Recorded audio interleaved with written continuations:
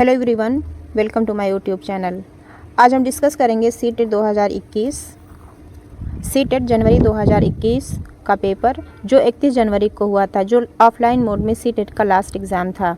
आज हम environmental studies यानी कि ईवीएस का कंप्लीट एनालिसिस करेंगे। सीटेट में प्रीवियस ईयर इतना इम्पॉर्टेंट है कि इतनी आपकी तैयारी भी इम्पॉर्टेंट नहीं है, क्योंकि प्रीवियस ईयर पेपर से पता चलता है कि पेपर कैसा और किस प्रकार आता है। आज का सेशन बहुत इम्पॉर्टेंट होने वाला है। मैं ये कितना भी बोलूँ, इसका कोई फ़ायदा नहीं होने वाला। जब आप तैयारी करेंगे और ये पेपर समझेंगे, आज का सेशन देखेंगे और एग्ज़ाम देंगे, तब आपको इसकी इम्पॉर्टेंसी समझ में आएगी। मैं आपको यही सलाह दूंगी कि आप सीटेट के सभी प्रीवियस ईयर का कंप्लीट एनालिसिस देखिए। सीटेट की तैयारी शुरू करने से पहले ही जिन्होंने बिल्कुल कुछ भी ना पढ़ा हो, उनको भी एक बार प्रीवियस ईयर पेपर ज़रूर देख लेना चाहिए, चाहे आप रेगुलर पढ़ाई कर रहे हैं या नहीं। मुझे लगता है कि सबसे ज़्यादा अगर कोई एग्ज़ाम का प्रीवियस ईयर पेपर महत्वपूर्ण होता है तो वह है सीटेट का पेपर। चलिए आज का सेशन स्टार्ट करते हैं। पहला क्वेश्चन है, निम्नलिखित में से कौन सा एक भारत का संघ शासित प्रदेश नहीं है। क्वेश्चन को ध्यान से पढ़ेंगे। क्वेश्चन में पूछा गया है कौन सा भारत का संघ प्रशासित प्रदेश नहीं है। भारत राज्यों का एक संघ है। इसमें 28 राज्य और 8 केंद्र शासित प्रदेश हैं। संघ शासित प्रदेश पहला है अंडमान निकोबार द्वीप, दूसरा है चंडीगढ़, तीसरा है दादरा और नगर हवेली दमन एंड दीव, चौथा है जम्मू कश्मीर, पांचवा है दिल्ली, छठा है लद्दाख, सातवां है लक्षद्वीप और आठवां है पुदुचेरी। क्वेश्चन में पूछा गया है कौन सा भारत का संघ शासित प्रदेश नहीं है। लद्दाख केंद्र प्रशासित प्रदेश है, जम्मू कश्मीर भी है, मणिपुर नहीं है, ये ऑप्शन सही है, थर्ड ऑप्शन सही है। चंडीगढ़ भी है, इस क्वेश्चन का थर्ड ऑप्शन सही है, मणिपुर। अगला क्वेश्चन है, निम्नलिखित में से कौन से कच्चे तेल के पेट्रोलियम के उत्पादक हैं। निम्नलिखित में से कौन से कच्चे तेल के पेट्रोलियम के उत्पादक हैं। गुजरात और तमिलनाडु, थर्ड ऑप्शन सही है। गुजरात और तमिलनाडु कच्चे तेल के उत्पादक हैं। अगला क्वेश्चन है, हमारे देश का संविधान निम्नलिखित में से किसके नेतृत्व में बनाया गया था। हमारे देश का संविधान डॉक्टर भीमराव बाबा साहेब अम्बेडकर के नेतृत्व में बनाया गया था। संविधान को भारतीय समाज के लिए एक मार्गदर्शक दस्तावेज के रूप में प्रस्तुत करने में डॉक्टर अम्बेडकर की सबसे प्रभावी और निर्णायक भूमिका थी। इस क्वेश्चन का थर्ड ऑप्शन सही है, डॉक्टर भीमराव बाबा साहेब अम्बेडकर। अगला क्वेश्चन है, पौधों के लिए किए जाने वाले नीचे दिए गए कार्यों पर विचार कीजिए। ए है पौधों को सहारा देना, बी ह्यूमस प्रदान करना, सी भोजन संचित भंडारण करना, डी पानी और खनिजों को अवशोषित करना। जड़ों के प्रमुख कार्य पौधों को सहारा देना, पहला सही है। भोजन संचित करना, सी सही है। और डी पानी और खनिजों को अवशोषित करना, डी सही है। ए, सी और डी सही है। ह्यूमस प्रदान करना गलत है। ए, सी और डी फोर्थ ऑप्शन सही है। अगला क्वेश्चन है, पोचमपल्ली भारत के दक्षिणी राज्य का एक कस्बा है जो सुंदरता से डिजाइन की गई चमकदार रंगों की पोचमपल्ली साड़ियों और विशेष प्रकार की बुनाई, जिसे भी पोचमपल्ली कहते हैं, के लिए प्रसिद्ध है। ये कस्बा अब किस राज्य का भाग है। पोचमपल्ली भारत के तेलंगाना राज्य का एक कस्बा है। पोचमपल्ली फैब्रिक एक ऐसी पारंपरिक बुनाई है जिसमें रंगे धागे को ऊपर नीचे बुनकर पहाड़ जैसी आकृति बनाई जाती है। इसे पोचमपल्ली इकत भी कहते हैं। अगला क्वेश्चन है, निम्नलिखित में से खाद्य पदार्थों के उस समूह को चुनिए जिसके प्रत्येक सदस्य में लौह तत्व प्रचुर मात्रा में होता है। आंवला पालक गुड़, सेकंड ऑप्शन सही है। आंवला पालक गुड़ में लौह तत्व प्रचुर मात्रा में पाया जाता है। अगला क्वेश्चन है, निम्नलिखित में से पक्षियों का वह समूह चुनिए जिसका प्रत्येक सदस्य हमारी तुलना में 4 गुनी अधिक दूरी की वस्तुओं को स्पष्ट देख सकने योग्य है। बाज, चील, गिद्ध। बाज, चील, गिद्ध। फोर्थ ऑप्शन सही है। बाज, चील, गिद्ध पक्षियों का वह समूह है जिसका प्रत्येक सदस्य हमारी तुलना में 4 गुनी अधिक दूरी की वस्तुओं को स्पष्ट देख सकता है। अगला क्वेश्चन है, नीचे दिए गए किस एक राज्य के ग्रामीण लोग अपने ढालू छत वाले लकड़ी के मकान मजबूत बांस के खंभों पर धरती से 3 से 3.5 मीटर की ऊंचाई पर बनाते हैं? असम। असम में मकान मजबूत बांस के खंभों पर बने होते हैं। अंदर से भी मकान लकड़ी से ही बने होते हैं। मकान लकड़ी से लगभग 3 से 3.5 मीटर ऊंचाई पर बने होते हैं। मकान की छतें ढालू होती हैं। अगला क्वेश्चन है, भारत के मानचित्र में दिल्ली की स्थिति के सापेक्ष गांधीनगर गुजरात की राजधानी और पटना बिहार की राजधानी की दिशाएं क्रमशः है। दिल्ली की स्थिति के सापेक्ष गांधीनगर और पटना की क्या दिशाएं हैं? चलिए इंडिया के मैप से समझते हैं। यहाँ है दिल्ली।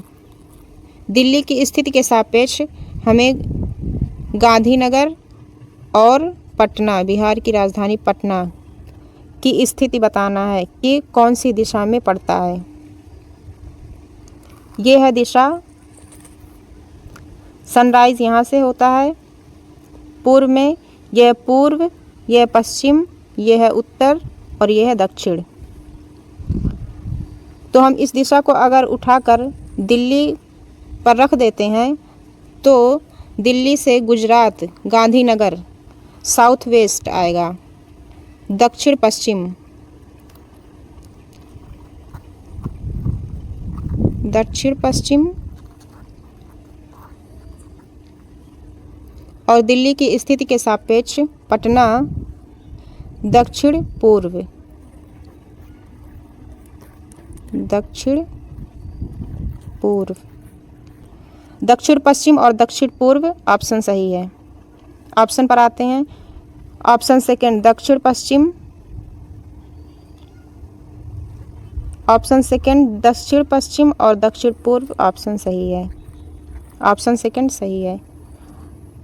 अगला क्वेश्चन है, निम्नलिखित में से किसने मटर के पौधों के साथ प्रयोग किए और ये पाया कि मटर के पौधों में कुछ ऐसे लक्षण होते हैं जो जोड़ियों में पाए जाते हैं, जैसे चिकने या खुरदरे, लंबे या बौने, पीले या हरे आदि?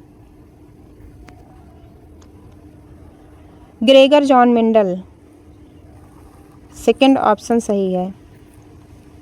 ग्रेगर जॉन मेंडल ने मटर के पौधे के साथ प्रयोग किए और ये पाया कि मटर के पौधों में कुछ ऐसे लक्षण हैं जो जोड़ियों में पाए जाते हैं, जैसे चिकने या खुरदुरे, लंबे या बौने, पीले या हरे आदि। ग्रेगर जॉन मेंडल एक जर्मन पादरी एवं वैज्ञानिक थे। इन्हें आनुवंशिकी का जनक कहा जाता है। अगला क्वेश्चन है, निम्नलिखित में से कौन सा एनसीएफ 2005 के अनुसार ईवीएस पाठ्यक्रम में सुझाए गए 6 विषयों में से एक है? चलिए देख लेते हैं ईवीएस पाठ्यक्रम में सुझाए गए 6 विषय, 6 थीम। पहली थीम है परिवार और मित्र, फैमिली एंड फ्रेंड्स। दूसरी थीम है फूड, भोजन। तीसरी थीम है वाटर, जल। चौथी थीम है शेल्टर, आवास। पांचवी थीम है ट्रेवल, यात्रा।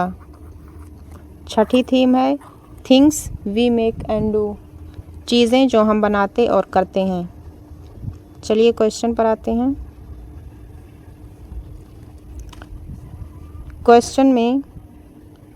क्वेश्चन के ऑप्शन में थर्ड ऑप्शन सही है, चीज़ें जो हम बनाते और करते हैं।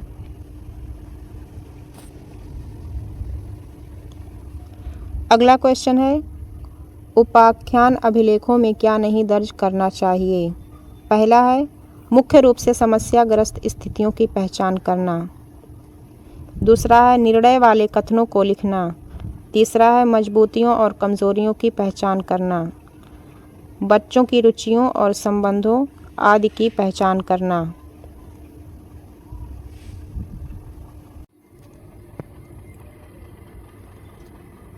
उपाख्यान अभिलेखों में मुख्य रूप से समस्याग्रस्त स्थितियों की पहचान करना और निर्णय वाले कथनों को लिखना, दर्ज नहीं करना चाहिए।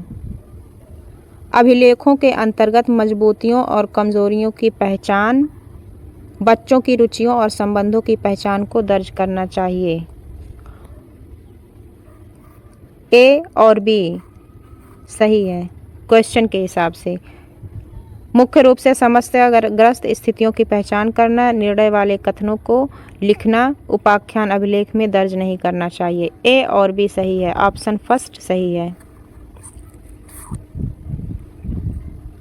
अगला क्वेश्चन है, आप एक एकीकृत ईवीएस कक्षा के लिए कैसे योजना बनाएंगे? एक एकीकृत ईवीएस कक्षा के लिए एक पाठ में 2 या 2 से अधिक विषय क्षेत्रों को मिलाएंगे। एक पाठ में 2 या 2 से अधिक विषय क्षेत्रों को मिलाएंगे, ऑप्शन फर्स्ट सही है।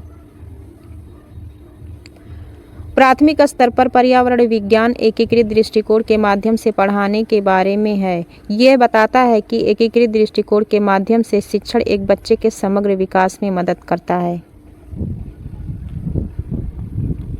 अगला क्वेश्चन है, पुनीत ने अपनी कक्षा 5 के शिक्षार्थियों को मानव शरीर की एक रूपरेखा दी। उन्हें भोजन विषय पढ़ाने से पहले पाचन तंत्र को बनाने को कहा। पुनीत चाहता था कि पाचन से संबंधित शिक्षार्थियों के विचारों को प्राप्त करना। सेकंड ऑप्शन सही है। पुनीत ने अपनी कक्षा 5 के शिक्षार्थियों को मानव शरीर की एक रूपरेखा दी और उन्हें भोजन विषय पढ़ाने से पहले पाचन तंत्र को बनाने को कहा। पुनीत चाहता था कि पाचन से संबंधित शिक्षार्थियों के विचारों को प्राप्त करना। ऑप्शन सेकंड सही है। अगला क्वेश्चन है, निम्नलिखित में से क्या रचनात्मक आकलन के संबंध में सही नहीं है? पहला है, रिपोर्ट कार्ड के प्रत्येक तिमाही में इसकी सूचना दी जाती है। क्वेश्चन में पूछा गया नहीं है, इसलिए ये ऑप्शन सही है। रचनात्मक आकलन के संबंध में रिपोर्ट कार्ड के प्रत्येक तिमाही में इसकी सूचना दी जानी है, यह सही नहीं है। फर्स्ट ऑप्शन सही है। रचनात्मक आकलन मूल्यांकन से तात्पर्य यह है कि किसी शैक्षिक कार्यक्रम, भोजन प्रक्रिया आदि में आकलन करके सुधार किया जाए। रचनात्मक आकलन में किसी शैक्षिक कार्यक्रम या किसी योजना की गुणवत्ता और उसकी उपयोगिता का आकलन किया जाता है। आज की वीडियो में बस इतना ही।